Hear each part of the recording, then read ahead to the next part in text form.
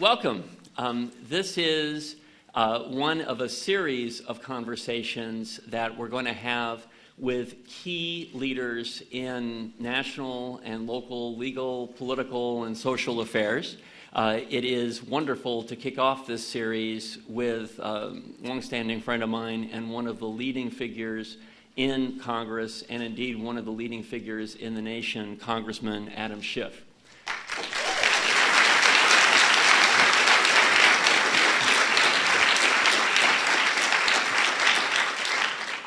Before we get started, I want to thank my staff members, Rob Wilcox and an extraordinary team who worked so hard to put this marvelous event together. And I want to describe to everybody here how we're going to do this. So I'm going to introduce Congressman Schiff. I'm going to give another brief introduction into the topic of today. And then Adam and I are going to have a conversation about some very important issues. That'll last for maybe 40, 45 minutes or so, at which point we'll have an opportunity to take questions from members of the audience. In deference to those of you who are in the middle, we were going to have a microphone on both sides, but if you're in the middle, you could never get to those locations. So when it comes to questions, I will call on you. Your question, you just ask your question from where you are. I'll repeat the question for everybody's benefit, and then Congressman Schiff will have an opportunity to answer that question. And this will happen about an hour or so, and we'll conclude. So let's dive in, and first let me introduce Congressman Adam Schiff. He has served in Congress since 2001, represents the 28th Congressional District. The numbers keep changing in the communities a little bit as redistricting happens, but the congressman represents parts of Hollywood, Salem-Tahunga, Burbank, Glendale, Pasadena, an array of locations that make their way from the Valley to Los Angeles. He is the chair of the Intelligence Committee of the House of Representatives. That applause was for the...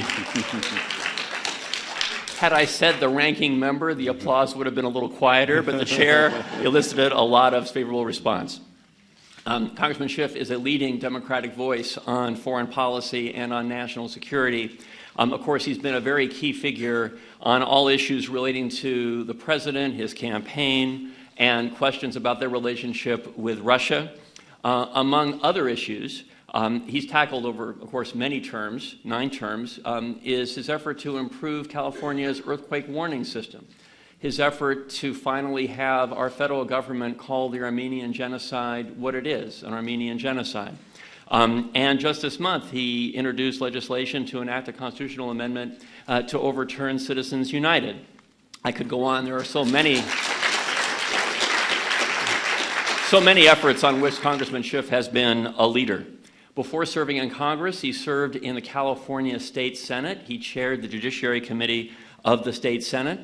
He is a former prosecutor, a former assistant U.S. attorney. He's a graduate of Stanford and of Harvard Law School, and he's completed multiple triathlons. So you see, that got some wows from people. And we brought some extra weights and a bicycle to test the congressman's endurance. That'll be after the presentation today. So let's dive into the topic.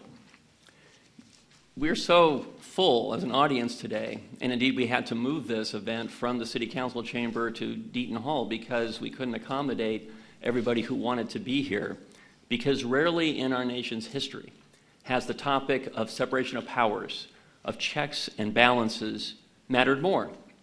There are so many examples. Consider the implications of Bob Mueller's report and his comments just yesterday, the administration's attempt to resist congressional subpoenas, the White House counsel's refusal to testify before Congress, issues of the president's tax returns, action on immigration, from the travel bans to the border wall to funding and attempts by the administration to limit funding to those jurisdictions that are complicit in civil immigration enforcement, even if the funding is actually for public safety issues. Our office is involved in a number of these matters as litigants, and I'm just getting started. Today, we're going to discuss the concept of separation of powers, and we're going to discuss how it applies in a very practical way to contemporary American government and current events. The concept has deep roots. And this is, for those of you who are lawyers here, a continuing legal education session, so a little erudition is going to come with the territory. Philosophers from Montesquieu to Kant to Locke have provided the grounding for these concepts in our Constitution. Montesquieu said, "To prevent abuse, it's necessary that by the arrangement of things, power shall stop power." Locke, in his second treatise on government, cautioned that the concentration of political power in any person, group, or institution, regardless of its hypothetical benevolence, runs too great a risk of error, arbitrariness, or abuse. A philosopher like Kant said, "The problem of setting up a state can be solved even by a nation of devils, as long as an appropriate constitution exists to pit opposing factions against each other." Madison drew on all these themes. In the Federalist Papers, he said, if men were angels, no government would be necessary. But the great security against concentration of powers exists in giving to those who administer each department of government the necessary constitutional means and personal motives to resist the encroachment of others. Ambition must be made to counteract ambition. And that philosophy is deeply ingrained in our jurisprudence. Just one quote. "The Constitution," the Supreme Court wrote, "in distributing the powers of government creates three distinct and separate departments, the legislative, the executive, and the judicial. This separation is not merely a matter of convenience or of governmental mechanism. Its object is basic and vital, namely to preclude commingling of these essentially different powers of government in the same hands." So with that context in mind, Congressman, just yesterday, Robert Mueller said, if we had confidence that the president clearly did not commit a crime, we would have said so. And then he said, the Constitution requires a process other than the criminal justice system to formally accuse a sitting president of wrongdoing. Congressman, what should Congress do now, given that constitutionally prescribed process? Well, first of all, Michael, thank you for bringing us all together, and thank you for the great work you do representing the city of Los Angeles. We're deeply in your debt from beginning with your time back at Betsedic until now. You're just a dedicated and wonderful public servant, so thank you. Thank you. I wanted to, start out by challenging the assumption that Bob Mueller made in what you just read, because he is relying on an Office of Legal Counsel opinion in saying that it would be unconstitutional to charge a sitting president. Now, that is not written in the Constitution, so when he says it's unconstitutional, it's not as if you can point to a provision that says, "Thou shalt not indict a sitting president." It's not even a court ruling. It is the opinion of a lawyer who happened at one point in time to work for the Office of Legal Counsel, or a few lawyers over time.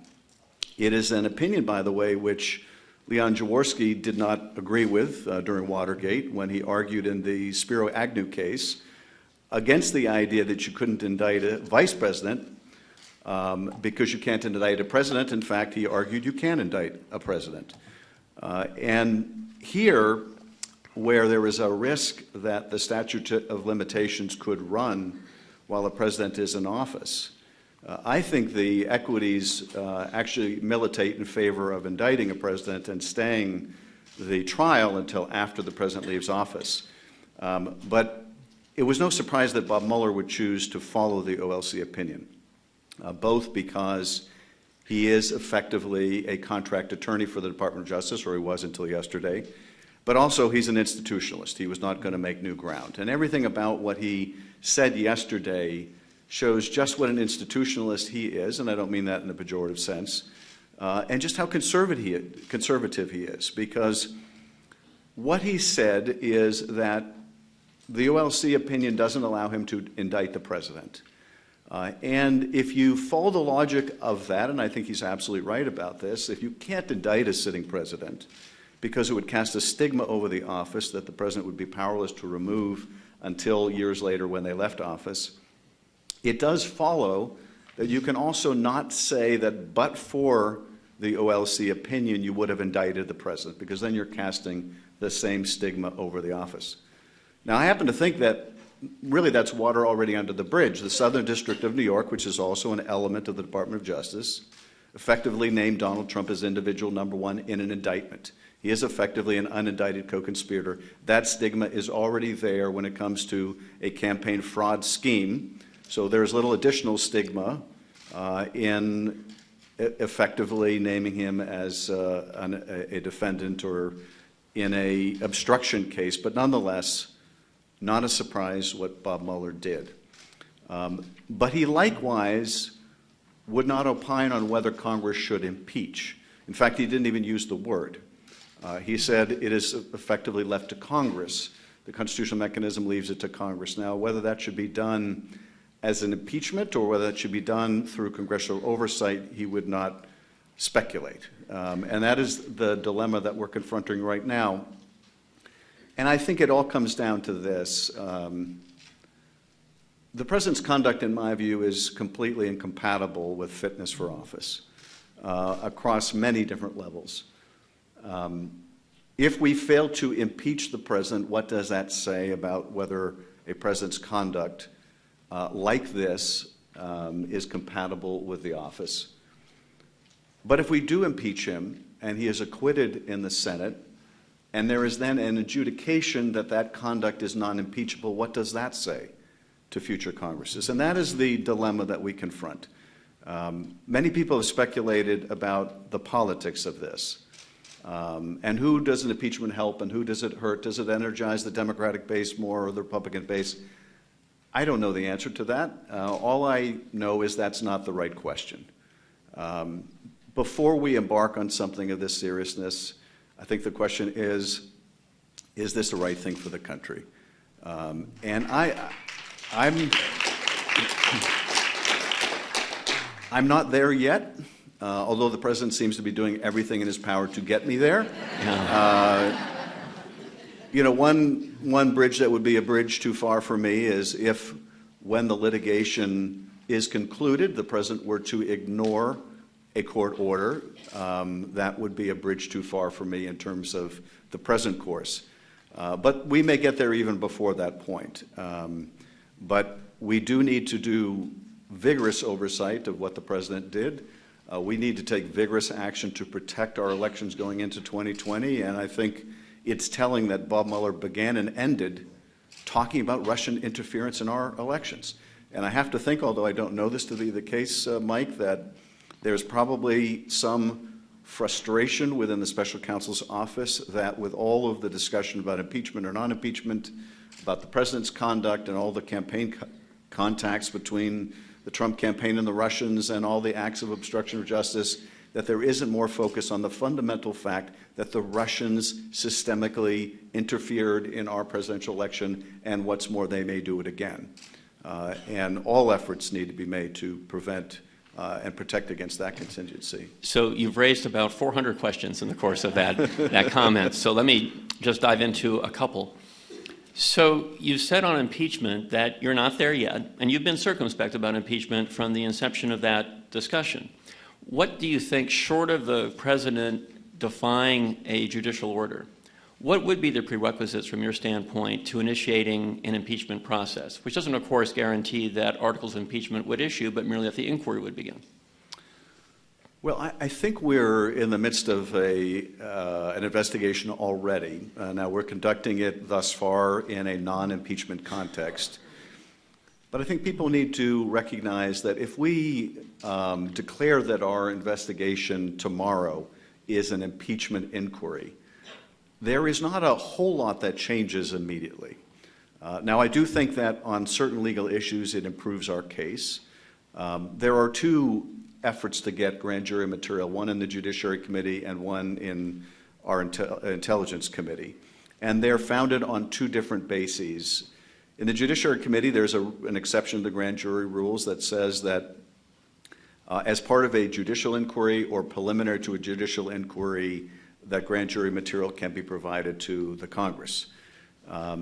Now, from my point of view, we are already preliminary to a judicial proceeding, that judicial proceeding being an impeachment or a potential impeachment. It's hard for me to imagine a court that would look at that question and say that it was contemplated by the founders that you can't indict a sitting president. You can only impeach one, but the administration isn't required to provide any of the information necessary to determine whether an impeachment is warranted until you begin an impeachment. It seems to me completely unsustainable, and the very reason to include language like preliminary to a judicial proceeding is for this purpose. But it would nonetheless be stronger and remove all doubt if we were in the middle of an impeachment proceeding. So it does strengthen the Judiciary Committee's case. Now, in the Intelligence Committee... Actually, before you go on there, do you think that the administration has that analysis in mind as it cooperates with you so far in producing documents you've requested in your committee? Well, in our committee, there's a separate grand jury exception that doesn't even require that we go to court.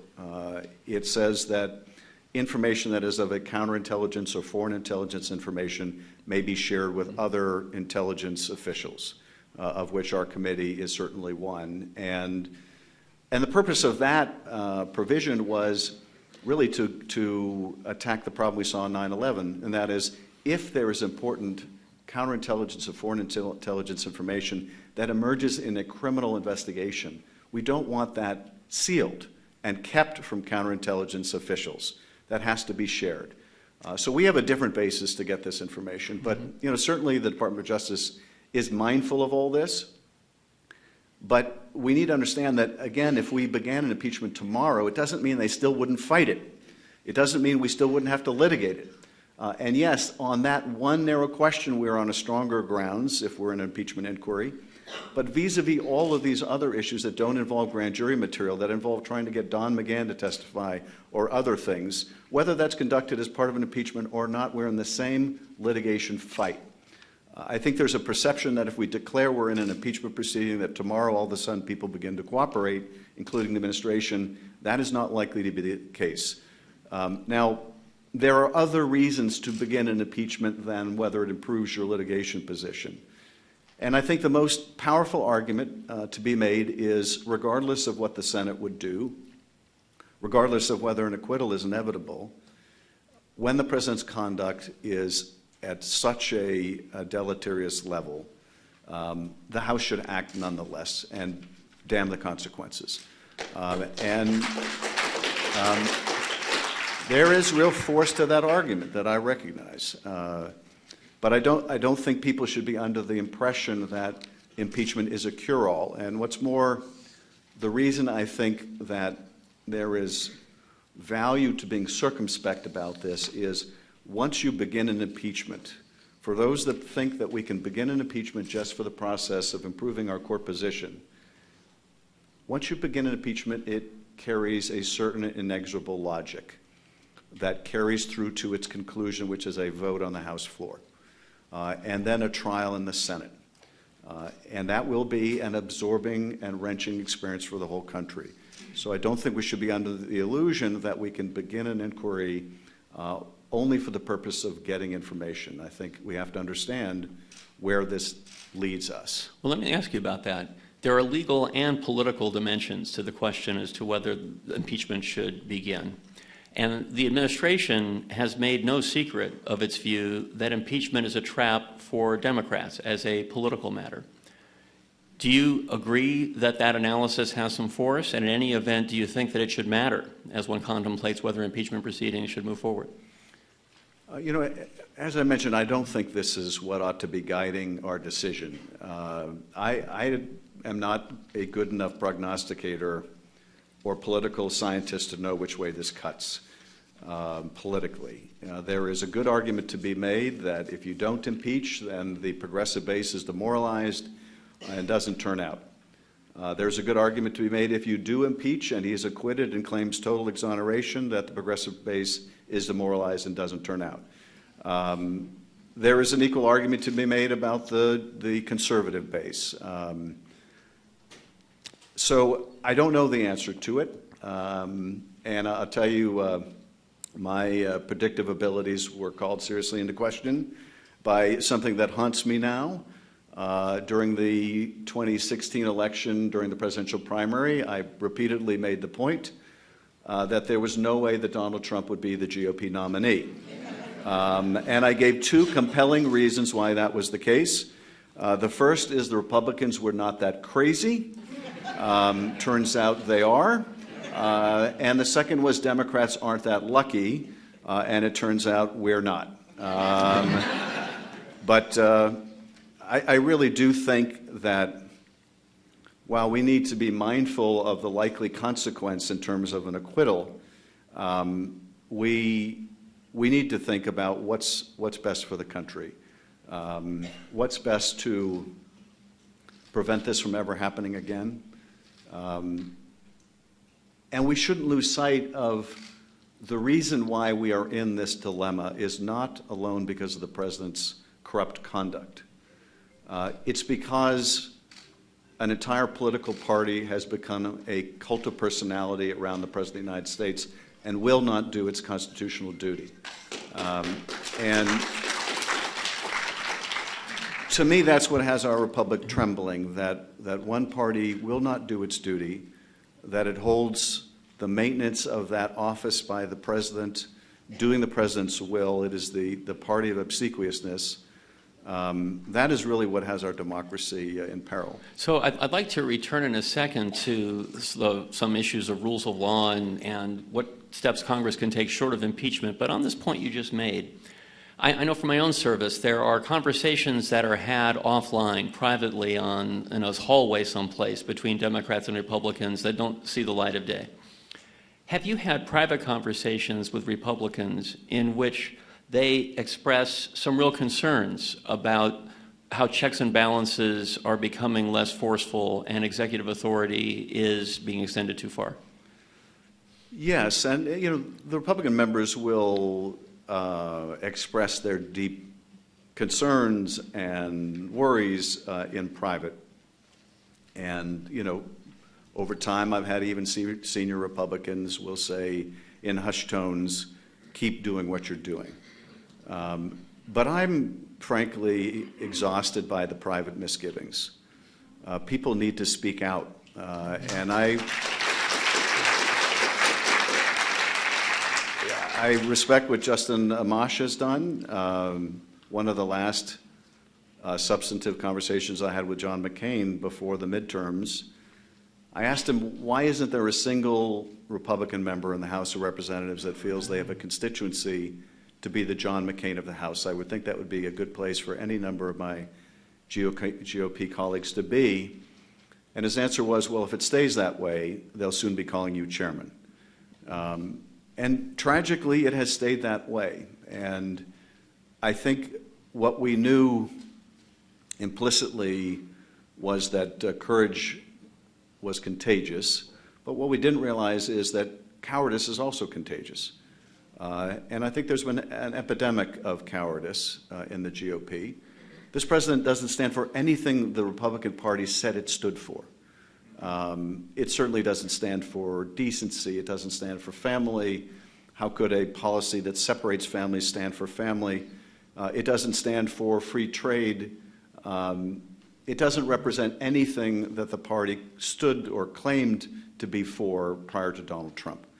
And it's an abject lesson, I think, to all of us how a party can be remade so quickly, how we are not invulnerable to the same populist, xenophobic populism that is sweeping the world, that we are not immune, that our democratic system, while brilliantly structured, is not self-effectuating. I think we need to recognize, too, and the very first hearing we did when I became chairman wasn't on the subject of Russia alone or Trump or the Trump campaign. It was on the subject of the rise of authoritarianism around the world. What's happening here is not in isolation. And this is something that we desperately need to pay attention to.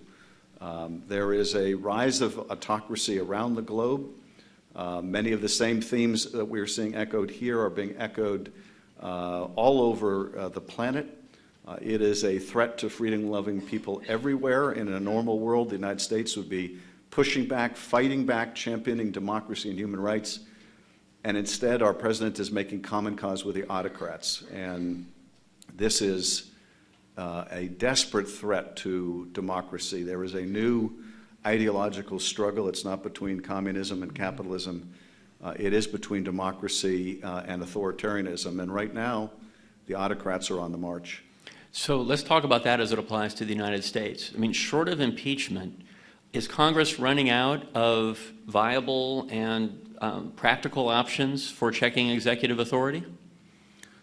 No, not at all. And I think that the Congress has been able to stave off the worst from happening. We were able to do so even when we were purely in the minority. We have more tools to do that now that we control one of the houses. The system is holding. Actually, can I interrupt you? How can it be holding if the president is going to flout congressional subpoenas at every turn? Because right now the courts are ruling against the president. And the courts are insisting, for example, that a reluctant witness appear before the grand jury or go to jail. The courts are giving short shrift to the Trump administration's arguments that Congress needs to prove some explicit legislative purpose before it can do its oversight, a position that has never been the case in our constitutional history. They're giving short shrift to what the Trump administration has to say.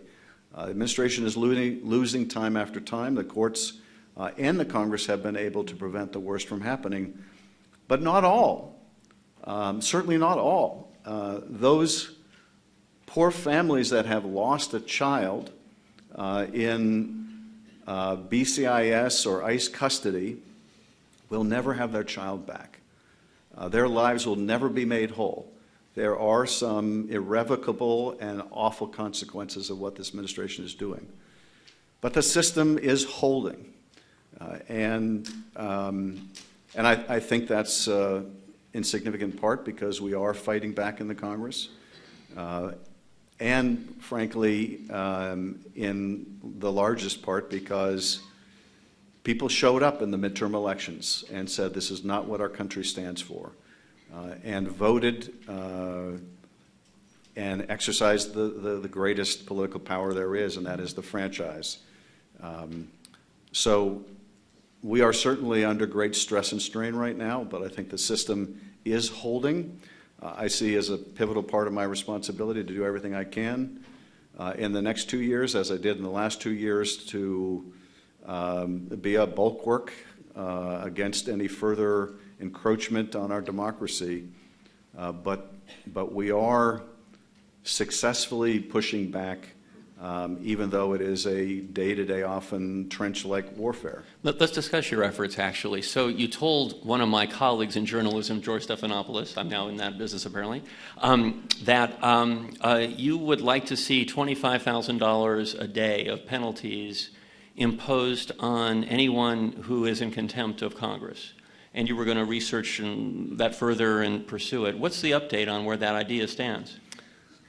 Well, you know, we have looked into this issue of the Congress's power of inherent contempt, and that is a process that the Congress used up until the 1930s.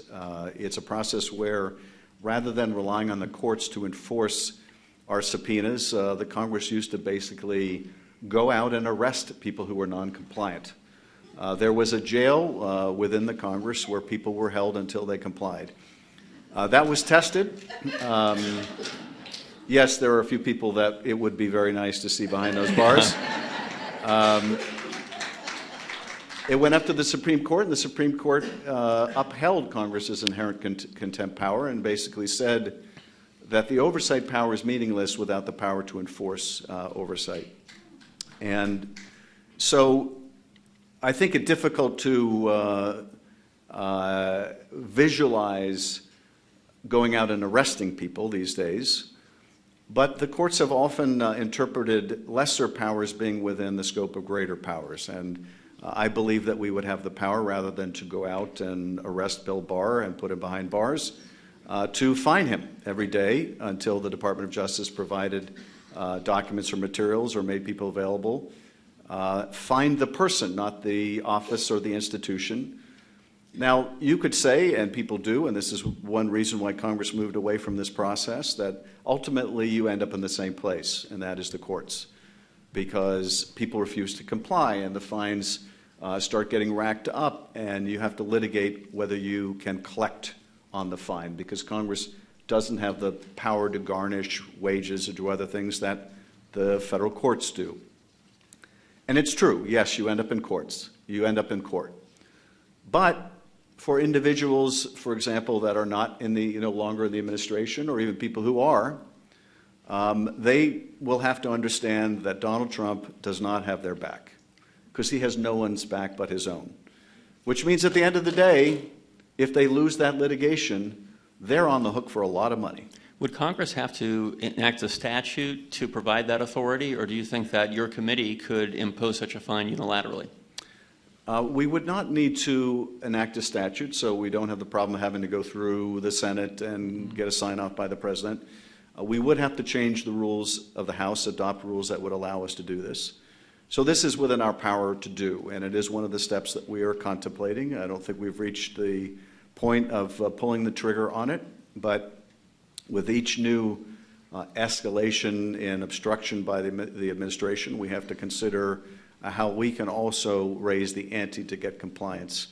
And this is one mechanism that I favor using, and it is something in active discussion among our caucus and our leadership. Robert Mueller yesterday seemed to go out of his way to say to Congress, if you ask me to come over and testify, I'm not saying I won't do it, but you'll learn nothing new from me. Do you think he ought to be asked to testify in Congress, and that that testimony should be delivered in a public setting? I do. I think it's very important that he testify, and clearly you can see his reluctance. In fact, I think part of the reason he made the statements publicly that he did yesterday was in the hope that that would be a substitute for congressional testimony. That if he completely refused to speak publicly, that the public would not sit for that, but maybe this would be an ample or sufficient substitute. I don't think it is. I can see why he'd be reluctant. He's been nothing but attacked for the last 2 years, and if he is forced to speak publicly and critically about what he has seen, he will get more abuse. But he has, I think, one last service to provide to the country, and that is to answer the questions of the Congress and the American people. I do think it's within his rights to refuse to answer hypotheticals, as in, if there were no OLC opinion, would you have indicted the president? For the same reason he's been unwilling to answer that question, he would continue to be unwilling, and I understand that. But there are a whole host of questions he can answer about the efforts they made to get the president to submit for an interview, about why the decision was made not to press that issue. Was this really a question of just not wanting to be delayed in his work? What about issues involving the attorneys who reviewed and approved the testimony of Michael Cohen, which we now know to have been false? What about the counterintelligence findings that he refers to in his report but aren't part of the report? What happened to the counterintelligence investigation?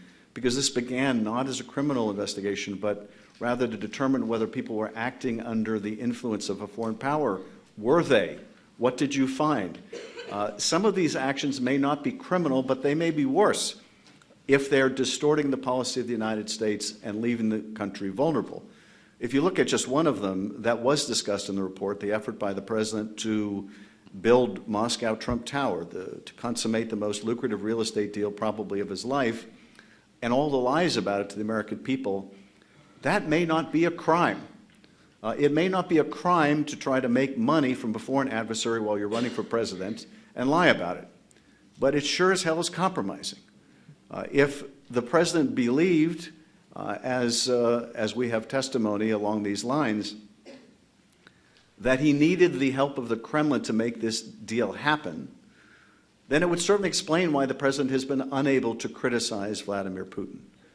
If it is still the president's intention to build this tower, and I think it's instructive that when this was found out, when the lies were found out, this was about a year after the events, so it would have been in the summer of 2017, when the negotiations apparently came to an end in the summer of 2016.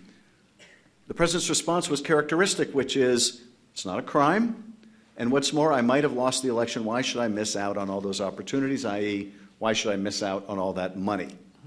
It may be the president's view to this day that, hey, I might not get reelected. Why should I miss out on all that money? I'd be a damn fool to criticize Vladimir Putin, who holds the veto power over that project that I've always wanted to build. If that's the case, it's obviously deeply compromising of U.S. national security. If the president is financially motivated in that way or through other means that we have yet to learn about. So finding out from Mueller, where did the counterintelligence investigation lead? What other elements of that need to be followed up is very important. And I don't think there's an adequate substitute for his testimony. I think he needs to come in. I think McGahn needs to come in. I think a whole host of other percipient witnesses need to come in and let the American people hear what they have to say. You referred to the Attorney General. You've been critical of the way the Attorney General handled the Mueller report. Should Barr resign? Absolutely, he should resign. And you know, more than that, he should have never been appointed and confirmed to begin with. And you know, here again, I think is the fundamental problem. And that is, when Bill Barr was up for confirmation before the Senate, we knew a couple pivotal things about him. We knew, of course, that he had written this lengthy legal memorandum diatribe against Bob Mueller and against the obstruction investigation itself. He should have been disqualified on that basis alone. But he certainly should have been disqualified if he refused to recuse himself from that very investigation in which he had such a clear prejudice. And the fact that the Senate would confirm him nonetheless tells you all you need to know about why our democracy is in such trouble right now. The fact that the Senate couldn't get him to commit to seeking and following the advice of ethics lawyers and confirmed him anyway tells you all you need to know. The last two attorney generals, the acting one and the existing one, refused to follow the advice of ethics lawyers or even to seek it. That's why we're in such trouble. Now, what makes Bill Barr so dangerous is that it is Bill Barr's view that the president could have shut down the Mueller investigation anytime he wanted because he thought it unfair. Now, take a minute to let that sink in. Any president of the United States can stop any investigation into their criminal wrongdoing if they think it's unfair. That is a prescription for a president who is utterly above the law. It also means that these 14 other investigations that were spun off by Bob Mueller to other offices can likewise be shut down by the president or Bill Barr. That, to me, is the biggest threat to the rule of law, which is the top law enforcement officer in the country who believes the president is above the law, and that it's his job as Attorney General to do anything the president needs or wants, even without being asked. I think he's a very dangerous man who now has the power to unilaterally declassify information, to burn sources and methods in the service of the president. This is an Attorney General who lied to Congress. This is an Attorney General who was asked recently on Fox, how could he say that the president was cooperating, fully cooperative, when he refused to sit down to be interviewed? And his answer was, no, I said the White House was cooperating. I didn't say the president was cooperating. This was someone who was asked, even on Fox, you know, the oligarch-run TV, how could you say that Don McGahn wasn't asked to fire Mueller when it's in the report? And Bill Barr said, no, I said he wasn't. It's because he was asked to remove Mueller, not to fire him. Oh, I see. Anyone who would dissemble like this, who would say at the same point, I don't want to speculate about what we'll find, but I am prepared to tell you there was spying going on of the Trump campaign. is a dangerous man to have as your Attorney General.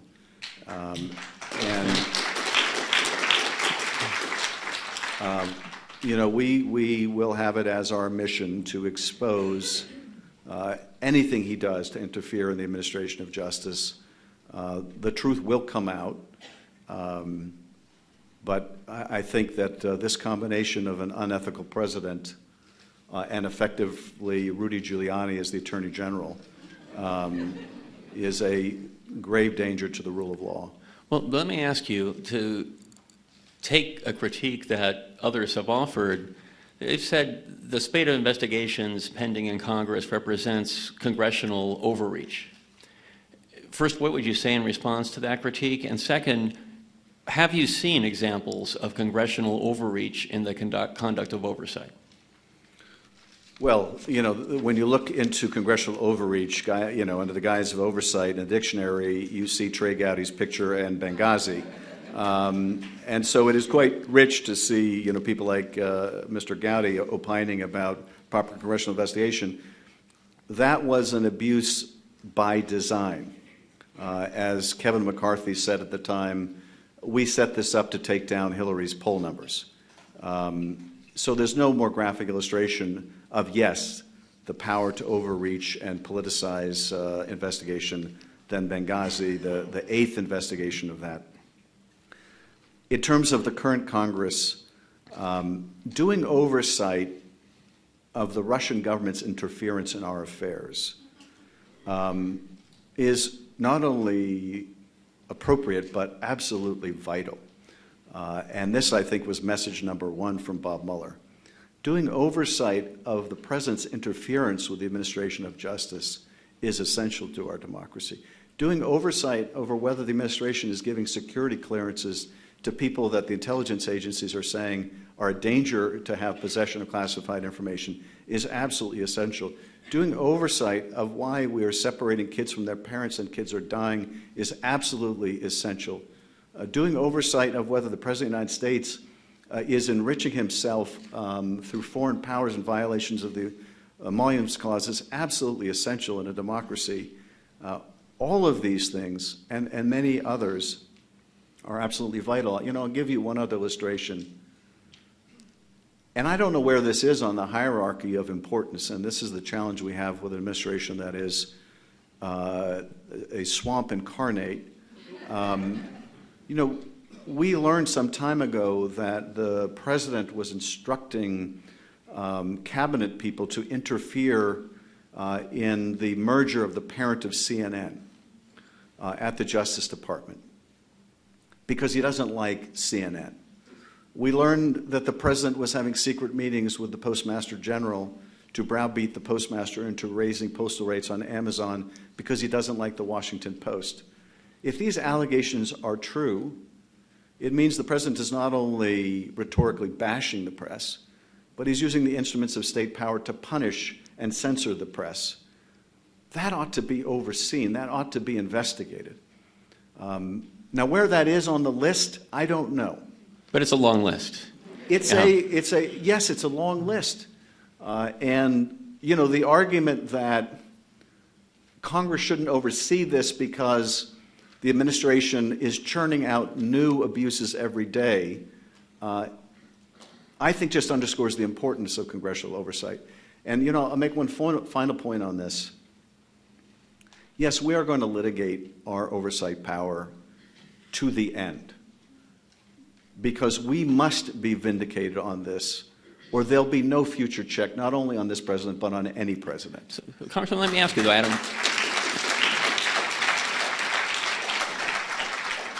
That invites this question. Is it a problem for democracy if the ongoing questions, the disputes over executive privilege and legislative oversight and so forth are litigated in court as opposed to where, by and large, they used to be worked out, which is in negotiations between the executive and legislative branch? How do you feel about the courts being so integral to this analysis? Well, it's certainly not ideal to have to litigate these issues because it takes time. But if the administration is going to stonewall us as they have, there's no other choice. we're not going to concede things that shouldn't be conceded about our oversight responsibility simply to get to yes. And so they've forced us to litigate these matters. The administration's strategy has been very clear from the outset, which is deny, deny, deny, delay, delay, delay, and push this out as far as possible, and if at all possible, push it out until after 2020. Because after 2020, they'll make the same argument about the president's tax returns they made after 2016, which is, we won anyway, which means the people don't care.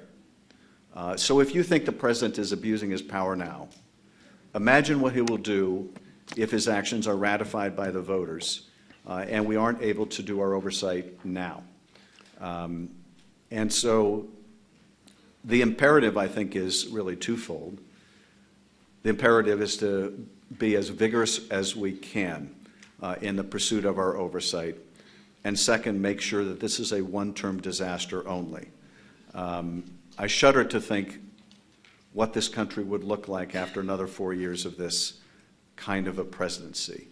And this is something that I think people also need to keep in mind during the impeachment debate, and that is, impeachment does not remove this president. There is only one way to remove this president, and that is by voting him out of office. And so I think the ultimate check on this abuse that the founders had in mind is the franchise. And I will say this also, once we do vote him out of office, we have to make sure that we not only repeal all of these voter disenfranchisement laws around the country, but that we enact legislation into law as we proposed in our very first bill, H.R. 1, that guarantees the franchise, that expands the franchise, that makes voting on election day a national holiday, that restores people's franchise after they've served their time, that ends the gerrymander, that puts power back in the hands of the voters, all of the voters. So, Congressman, this is a warm-up for the audience. I have one more question that I'm going to ask before opportunities for questions from the audience. So think about your questions. I want to return, you mentioned that the franchise is the ultimate check here, but I want to return to the courts for a second because you mentioned earlier that there will be deep involvement by the judicial branch in all these questions. What, if any, consequences have you seen or do you see prospectively from the comments the administration has made about the court system? Obama judges leading Justice Roberts to respond. His former Attorney General referring to a federal judge in Hawaii as being a judge on some island in the Pacific and so on. There are many examples of this. Do you think that they have had an impact? And if so, what is that impact? I certainly think that they've had an impact in people's perception of the courts when the president basically discounts any judge or judicial opinion because it comes from a judge that was appointed by a Democratic president. It furthers the perception that the courts are now just a partisan institution like every other. Now, we've been headed down that road in terms of the public perception ever since Bush v. Gore. And ultimately, and I think my colleague, Chairman Nadler, is exactly right about this, when these cases do get to the Supreme Court, these cases we're litigating now over our oversight responsibility, we will find out whether the Roberts Court is a conservative court or it is just now a partisan court. I hope to God it's a conservative court and not a partisan one. Because if the court system now becomes just another partisan institution, that will be another body blow to our democracy. But the president's conduct, and comments and attacks certainly push us in that direction. I think the courts, and I hope the courts will resist that, being dragged into this. But, there are some worrying signs. And we won't know for sure, I think, until these litigation matters reach their conclusion. But when the president denigrates judges based on who appointed them or their ethnic origin, when he attacks the press as the enemy of the people, when he ignores the role of co-equal branches like the Congress and obstructs them. All of these things are attacks on different elements of our system of checks and balances. And the repercussions to the court of what Mitch McConnell is doing and has done will also be far-reaching. Actually, let me ask you, I do want to take questions in 10 seconds, but the lightning round question is this. So after thwarting Merrick Garland's appointment on the premise that we were too close to the election and so on, as you know, in Paducah, Kentucky, just a day or two ago, McConnell indicated that were he given that opportunity by this president within a short time frame before the election, he'd move that nomination and appointment forward. Is there any check on the Senate president's authority to just do that you can possibly imagine? There's no check except for voting the bums out. Yeah, which is not a check during the next year and a half. It won't be a check during the next year and a half, although, voter activism in the run-up to the next election, that puts those senators on notice that they will be held to account at the ballot box, can have an influence on those marginal members of the Senate. But the failure to seat Merrick Garland and the blatantly hypocritical position that the Senate leader is taking now, that we think the voters should have a voice when it's a Democratic president making the nomination, but not when it's a Republican one. There's only one response to that, and that's at the ballot box. I will say this, though. I was an early supporter of Barack Obama, and I'm very proud of having been one. And I think he was an astonishing president. I do think the most serious mistake of his presidency was not fighting until the end to seat Merrick Garland. And I think that we need to take a lesson from the tenacity of the GOP in this. I think had we fought tooth and nail to seek Merrick Garland, that Merrick Garland would have been seated. I can't imagine a circumstance where a Democratic Senate withheld a Republican nomination for over a year without succumbing to the hell that would have been wrought. So I think the failure to fight harder and to fight to success on that will have very long-term and disastrous consequences. That doesn't in any way excuse the terrible disservice to the country that Mitch McConnell did and continues to do. But we do have responsibility as well to fight tenaciously in support of a good cause, and the seating of Merrick Garland was a very good cause. Thank you. Okay, so audience questions. Yes, Congressman, the counterintelligence division of the FBI did not actively pursue compromise material from the Russians on Donald Trump. Why doesn't your committee begin moving in this direction? Okay, so the question for people who didn't hear it was, FBI counterintelligence didn't actively pursue certain evidence regarding Russian interference in elections to the congressman. Is your committee going to do that?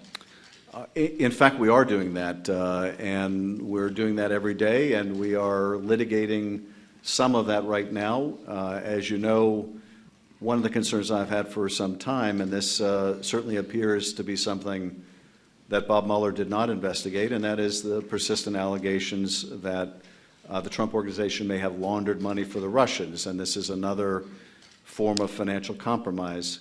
We are seeking records from Deutsche Bank, among other institutions.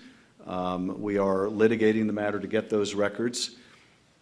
You may have seen recently a public report that suspicious financial activity involving the Russians, involving potential money laundering, was discovered within Deutsche Bank, was recommended to be reported to Treasury officials, and those protocols were not followed by Deutsche Bank. Those decisions were made apparently not by the special unit set up within Deutsche Bank, according to this public report, for that purpose, but rather by the personal wealth division of the bank that handled the Trump real estate portfolio. So these are important questions that we are not only investigating, but we are litigating in court when we meet obstruction. But there are other issues as well. One of the reasons that we have been so pressing the department to find out the results of their counterintelligence investigation is to get answers to precisely these questions. What matters did they pursue? What evidence did they find? What steps does Congress need to take to protect the country on the basis of what they found? So this is very much a focus of what we're doing in the Intel Committee, and this extends, by the way, beyond Russia.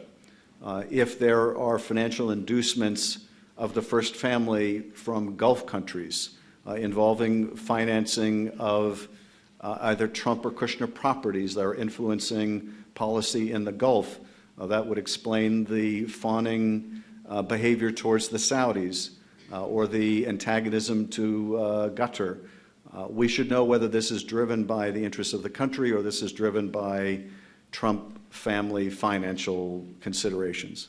Thank you. Okay, questions on this side in the back. Go ahead, Heidi. Thank you so much for your bravery and your service. Thank you.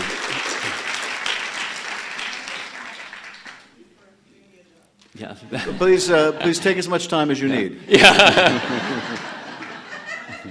have started reading the report, Mueller report, and I'm on the first volume. On page 10, it talks about conspiracy with Russia and the Trump campaign. It says that not enough evidence was found, and because evidence was deleted, was exchanged by subjects on an app that doesn't store data, and that people took the Fifth Amendment right and were not subject to pardons or stayed away from being prosecuted. So what I want to know is, and it says, the conclusion on that page says, if we were to get more evidence, then a new light would be able to be shined on the issue of conspiracy. So I'm asking you, is anyone trying to get this evidence or to corroborate witness Okay. statements that do prove conspiracy with the foreign government? Okay, so to repeat the question concisely there, in the Mueller report, there are allusions to evidence that was either not available because some people took the Fifth Amendment, or was destroyed, or was not stored properly. And what is the congressman going to do with regard to evidence of that nature that relates to potential Russian collusion in our elections? Thank you for the question, and this is a very important point. And for me, it harkens back to, again, something Bill Barr did. Bill Barr issued, as you know, his own 4-page summary of the Mueller report, which Mueller and his team took great issue with, and took the extraordinary step of writing to Barr, putting in writing the objections to how he was characterizing things. Even when Barr was forced to release the report, he did a press conference before, so he could once again try to taint how the country would view the report. The primary reason that Barr did that, and this again shows why he is really the president's personal lawyer, not the Attorney General of the United States, was to color the narrative in the way most favorable to the president. And a big part of that was Bill Barr wanted to let the president continue to say, no collusion, no collusion, no collusion. And not only that, no evidence of collusion. Now, as you know from the first 10 pages of the Mueller report, in fact, you don't have to get beyond page 2, that's not at all what Bob Mueller found. First of all, Bob Mueller said, I'm not going to reach a conclusion on whether the Trump campaign colluded with the Russians, because that's a term that encompasses both criminal and non-criminal conduct. Most people would think, this is not Mueller speaking, this is me, that if the Russian government offers dirt on a presidential campaign, and the response of that campaign is, we would love it, that's collusion. that if they set up a meeting to get that dirt and they keep it a secret and they lie about it thereafter, that's collusion. So he didn't reach the issue of whether it was collusion, as most people understand that term.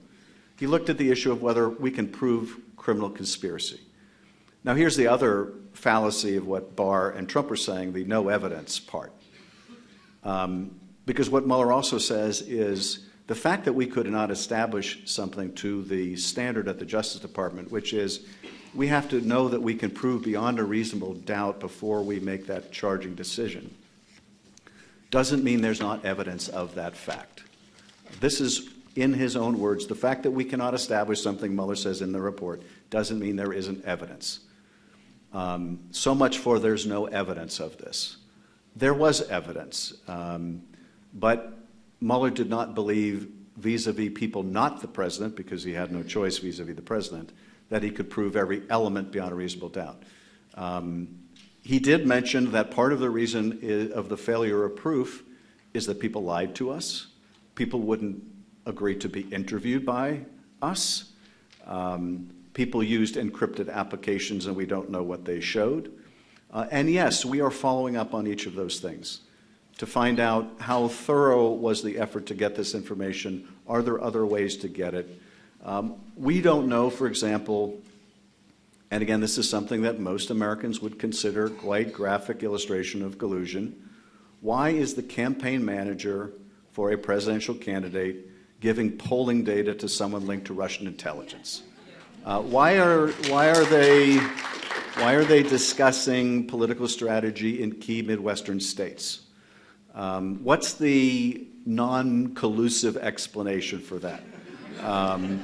Now, we don't know the answer.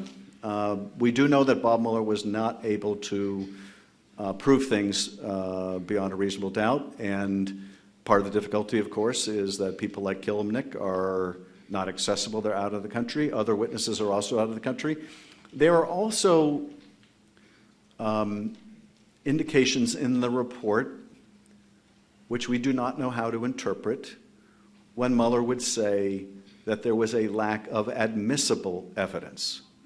Now, does that mean that there was sufficient evidence, but not all of it could be admitted in court? Now, why would you not be able to admit something in court? It could be because there would be no practical way of doing it without compromising intelligence sources. It could also be because information was gathered in a process in which there was an agreement not to use it. And I'll give you an illustration where that might be the case. We referred Eric Prince to the Justice Department for investigation of whether he committed perjury. Prince testified to our committee that he went halfway around the world to the Seychelles and just by chance met this Russian banker. Didn't really discuss anything of note other than minerals and the war on terror. It was not a preset meeting. There was no reporting back to the Trump campaign. There was no effort to establish a back channel. All testimony along those lines. Well, it turns out that he had pre-meetings, knew exactly who he'd be meeting, got materials about the person before he went to meet him, did have communications with Trump people after he got back, basically ample falsehoods to our committee. Now, why was he not among those who were already charged by Bob Mueller for perjury? It may be because the statements that he made to the special counsel that so blatantly contradict his under oath testimony to our committee may have been made under conditions in which they would not be used against him. I don't know that to be the case, but the false statements to our committee seem pretty patently clear. It's also the case that one of the key witnesses is out of the country, and that might have been a bigger factor. But these are issues that we are looking into, do need to look into. Again, not just because they go to whether criminal conduct was committed by the Trump campaign, but more fundamentally because if there is evidence of compromise of people who are still in the government that can influence policy, including the President of the United States, it needs to be exposed to protect the country. Congressman, so I've been told by our staffs that we're past time. I will take one last 20-second question here. Got to be very quick. Okay, it's kind of quick, and thank you, because I really think you're a rock star. But what happened to all the information from Mike Flynn? Because he got a really great Okay. So the question was, what happened to the information from Mike Flynn? Yeah. Well, and Mike Flynn is someone that we would like to bring before our committee, and he's a key illustration of someone who should testify before Congress. If you look at the sentencing and other memos in the Flynn case, there are parts that are redacted. Presumably, those redacted parts go to ongoing investigations in which he may still be a witness. And in which they're not prepared to disclose those to the public. Those may have to do with things like Turkey and discussions that he was having with Turkey and others that are or may face charges in connection with Turkey and Turkey's own effort to interfere in our affairs. They may have to do with efforts to consummate nuclear power deals. And there's been public reporting about Flynn being on his BlackBerry during the inauguration, talking about deals that they could make go forward, and don't worry, they'll get rid of those Russian sanctions. I don't know whether those reports are accurate, but we should find out. Because some of those people may still be working with the administration, may still be influencing U.S. policy vis-a-vis the Gulf. So he has, I think, a lot of important information. He has an incentive to cooperate. The judge in that case clearly takes a dim view of his activity. I've never seen a situation where a judge said, "Are you ready to be sentenced?" and the defendant said, "Yes." And the judge said, "Why isn't this treason? Are you sure you're ready to be sentenced?" And the defendant said, "Yes." And he said, "I'm going to ask one more time." And the defendant said, "Maybe we should wait." Yeah. So I think he's someone that should testify. One of the challenges that we have with people who are cooperating witnesses like Mike Flynn, who are witnesses in other cases, is a deep reluctance on the part of the Justice Department to have them testify before they complete their work in the criminal sphere, because they don't want anything to interfere with their prosecutions. And while I understand that Justice Department equity, we have our own equities. And protecting the country, I think, is the dominant equity for any of us. Congressman Schiff, I think everyone here joins me in thanking you for an exceptional presentation. Thank you very much.